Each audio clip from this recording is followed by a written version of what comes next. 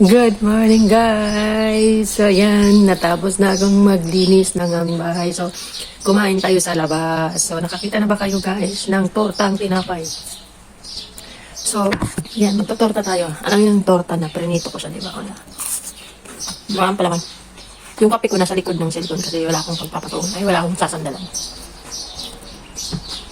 Medyo ano siya, pag mantika guys, kasi mantika yung ginamit ko kasi maumay siya kasi nasipsip niya yung mantika. Ang technique nito guys, butter yung ilagay niyo. Margarine. Yan. Ayoko na ng maraming excess. May laging pa yan ng kamatis, mga kung ano-ano, pero simple lang tayo.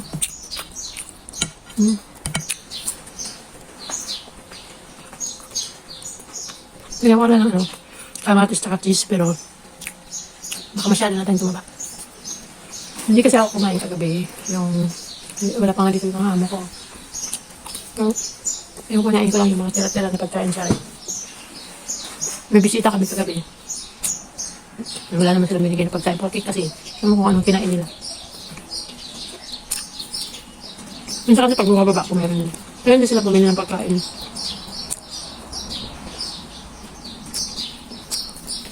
Pero ito na ako eh. Hindi nakikita yung aking. Ayun, natin yung konti. Ayan. Diba? Dito ako sa ano? Dito ako sa tabas guys para maliwanag. Kasi pag doon sa loob, malabo yung camera. So ayan guys, habang kumakain ako, nagbibigay ako ng mga tip. So, sa mga, alam ko naman ho dyan na sa iba dyan ng mga creator, yung mga cellphone nyo, hindi ho talaga malilinaw yung mga camera nyo. So, ang technique ho dyan kasi ho sa kay Facebook, sinasuggest talaga yung mga video nyo guys pag malilinaw yung mga kuha, magaganda yung view, yung mga ganun, nakaka-attract kasi yun sa tao na malinaw yung video nyo.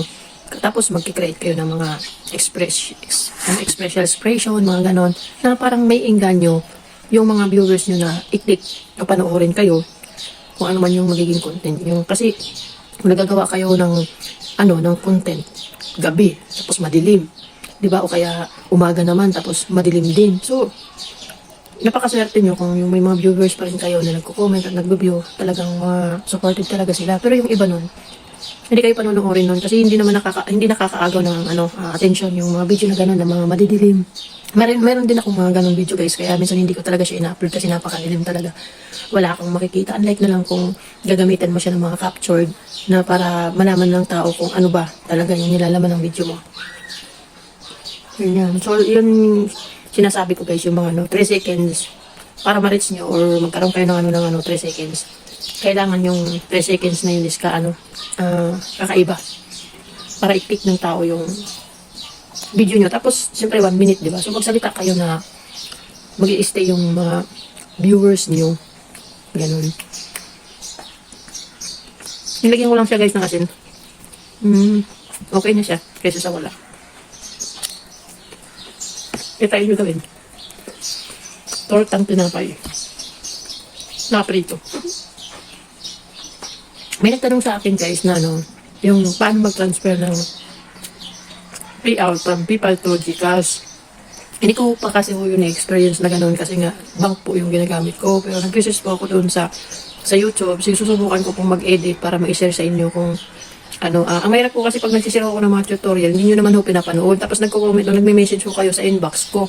Nagpapaturo kayo. Dapat ho, kung panoorin nyo yung step by step. Mahirap po kasi magturo, sa tutusin lang. Mahirap po magturo sa through text lang, through chat lang. So, kailangan ho, mayroon kayong nakikitang video na pagsusundan nyo.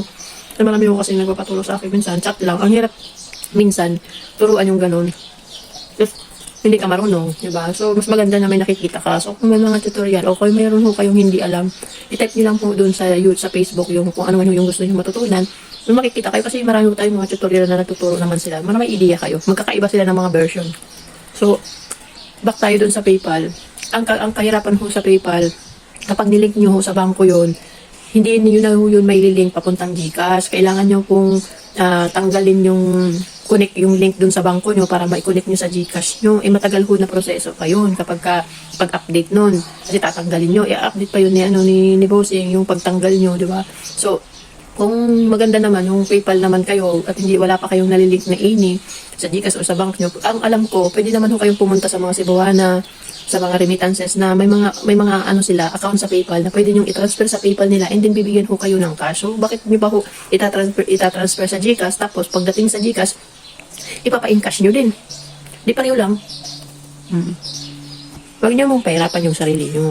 Kasi, yung PayPal, pwede naman ho yung pwede siyang pambili, pwede nyo rin ipambayad na, sa mga ganun. So, pero kung gusto nyo nang ipa-encash, punta na lang po kayo sa mga Cebuana, mga ganun, may magtanong kayo doon, ma'am, mayroon po kong laman yung PayPal ko, kahit paano ko ba ita-transfer sa inyo para ma-encash ko yun.